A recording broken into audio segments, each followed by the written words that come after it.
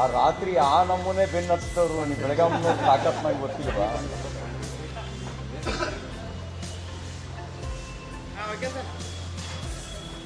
ಬೆಳಗಾವಿ ಜಿಲ್ಲೆ, ಬಿಜಾಪುರ, ಬಾಗಲಕೋಟೆ, ರಾಯಚೂರು, ಯಾದಗಿರಿ, ಕಲಬುರಗಿ, ಬೀದರ್ ಈ ಜಿಲ್ಲೆಗಳಲ್ಲಿ ಅತಿವೃಷ್ಟಿಯ ಸಂಕಷ್ಟಕ್ಕೆ ರೈತರು, ಜನಸಾಮಾನ್ಯರು ಸಿಲುಕಿ ಲಕ್ಷಾಂತರ ಹೆಕ್ಟೇರ್ಗಳಲ್ಲಿ ಬೆಳೆ ಹಾನಿಯಾಗಿ ಮನೆ ಕಳ್ಕೊಂಡು, ಜಾನುವಾರುಗಳನ್ನು ಕಳ್ಕೊಂಡು, ಜೀವ ಕಳ್ಕೊಂಡು ಸಂಕಷ್ಟದಲ್ಲಿದ್ದಾರೆ.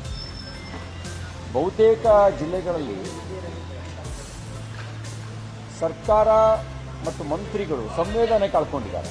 ಈಗ ಬೆಳಗಾವಿ ಜಿಲ್ಲೆನೇ ತಗೊಳ್ಳಿ, ಮಂತ್ರಿಗಳಿಗೆ ಜನರ ಸಂಕಷ್ಟಕ್ಕಿಂತ ಚುನಾವಣೆಯ ಪ್ರತಿಷ್ಠೆಯೇ ದೊಡ್ಡದಾಗಿದೆ. ಆ ಚುನಾವಣೆಯ ಒಳಗೆ ಮುಳುಗಿದ್ರೆ ಹೊರತು ಸಹಕಾರಿ ಕ್ಷೇತ್ರದ ಚುನಾವಣೆಯಲ್ಲಿ ಜನರ ಸಂಕಷ್ಟವನ್ನು ಕೇಳಬೇಕು ಅನ್ನುವಂಥ ಸಂವೇದನೆ ಅವರಿಗಿರಲಿಲ್ಲ. ಈಗಲಾದರೂ ಸಂವೇದನೆ ತೋರಿಸಿ. ರಾಜ್ಯದಲ್ಲಿ ಏನಾಗ್ತಾ ಇದೆ, ಈ ರೈತರ ಸಂಕಷ್ಟದ ಸಂದರ್ಭದಲ್ಲಿ ನಾನು ಮುಖ್ಯಮಂತ್ರಿ ನೀವು ಯಾರು ಮುಖ್ಯಮಂತ್ರಿ ಅನ್ನೋದು ಮುಖ್ಯ ಅಲ್ಲ.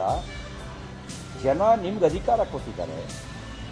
ನೀವು ರೈತರ ಸಂಕಷ್ಟಕ್ಕೆ, ಜನರ ಸಂಕಷ್ಟಕ್ಕೆ ಸ್ಪಂದಿಸಿ, ಅವರ ಕಷ್ಟದ ನೆರವಿಗೆ ಬನ್ನಿ. ಇದು ನಾನು ಮುಖ್ಯಮಂತ್ರಿ ಅನ್ನೋ ಕಾಲನದ್ದು. ಏನಾಗಿದೆ ನಿಮಗೆ? ಇನ್ನು 2.5 ವರ್ಷ ನಾನೇ ಮುಖ್ಯಮಂತ್ರಿ.